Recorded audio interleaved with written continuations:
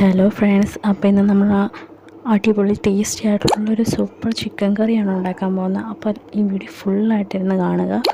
അപ്പോൾ ആദ്യം തന്നെ അതിനാവശ്യമായിട്ടുള്ള സവോള, ഇഞ്ചി, വെളുത്തുള്ളി ഇതെല്ലാം റെഡിയാക്കി വെക്കണം. അതിനുശേഷം നമ്മൾ ചിക്കൻ മാരിനേറ്റ് ചെയ്യണം.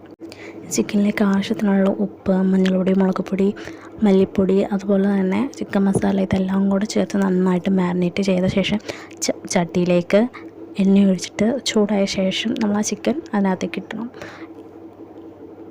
അത് കഴിഞ്ഞിട്ട് നന്നായിട്ട് നല്ല ബ്രൗൺ കളറിൽ ഫ്രൈ ആയി വരുമ്പോഴത്തേക്ക് നമ്മളത് മാറ്റണം. അതേ ചട്ടിയിലേക്ക് തന്നെ അതിനകത്ത് എണ്ണ ഉണ്ടെങ്കിൽ അത് മതി, ഇല്ലെങ്കിൽ കുറച്ചും കൂടെ എണ്ണ ചേർത്തിട്ട് ഇച്ചിരി കടുകിട്ടിട്ട് നമ്മൾ ആദ്യമേ സെറ്റ് ചെയ്ത് വെച്ചാൽ ഇഞ്ചി, വെളുത്തുള്ളി, സവോളയിൽ അത് നമ്മൾ നന്നായിട്ട് വറ്റിയെടുക്കണം. അതിൻ്റെ കൂടെ പച്ചമുളകും കറിവേപ്പിലയും കൂടെ ചേർക്കണം. അത് രണ്ടും ഞാൻ പിന്നീടാണ് ചേർത്തത്. ആദ്യമേ അതെടുത്ത് വെക്കാൻ മറന്നുപോയത് പിന്നീടാണ് ചേർത്തത്. എന്നിട്ട് നന്നായിട്ട് വഴണ്ടി വരുമ്പോഴത്തേക്കും ഇതിന് ഇച്ചിരി പെട്ടെന്ന് വഴാൻ വേണ്ടി ഇച്ചിരി ഉപ്പും കൂടെ ചേർത്ത് കൊടുക്കണം. അതിനുശേഷം ഇത് നന്നായിട്ട് വഴണ്ടി വരുമ്പോഴത്തേക്കും അത് നമ്മൾ ആ ചട്ടിയിൽ നിന്ന് മാറ്റണം. എന്നിട്ട് അതേ ചട്ടിയിൽ തന്നെ കുറച്ചുകൂടി എണ്ണ ഒഴിക്കണം.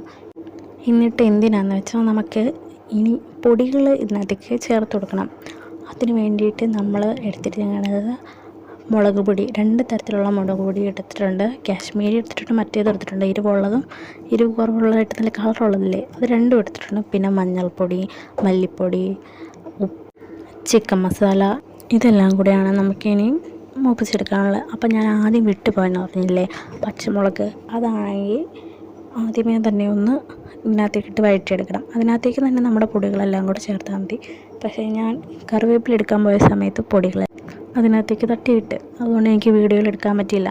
പിന്നെ അതിന് ശേഷം അതിനകത്തേക്ക് നമ്മൾ കുറച്ച് വെള്ളം, അതൊന്ന് ഇതാവാൻ വേണ്ടി, ഒന്ന് വേഗം മൂക്കാൻ വേണ്ടിയിട്ടെന്നൊക്കെ പറയും, അതിനു വേണ്ടി മാത്രം ഇച്ചിരി വെള്ളം ഒഴിക്കുക. അതിനകത്തേക്ക് നമ്മൾ ബാക്കിയുള്ള സവോളയും കാര്യങ്ങളും അതുപോലെ തന്നെ കറിവേപ്പില ഇതിൻ്റെ ഇടയ്ക്ക് ഇട്ടായിരുന്നു, ഇതെല്ലാം കൂടെ ഇട്ടിട്ട് ആവശ്യത്തിനുള്ള വെള്ളം ഒഴിച്ചിട്ട് അവസാനം ആ ചിക്കനും കൂടെ അതിനകത്തേക്ക് തട്ടിയിട്ട് ഇതെല്ലാം വെന്തിരിക്കണം. എന്നാലും നമ്മൾ ഒന്നും കൂടി വേവിക്കും.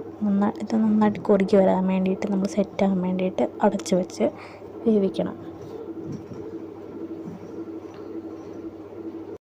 അങ്ങനെ അടച്ച് വെച്ച് ഇത് നല്ല തിളച്ച് സെറ്റായി വരുമ്പോഴത്തേക്കും ചിക്കൻ കറി റെഡി. ലാസ്റ്റ് ഒരു പൊറോട്ടയോ ചോറോ എന്ത് വേണമെങ്കിലും കൂട്ടി കഴിക്കാം.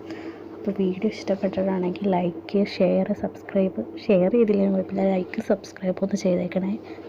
Bye guys.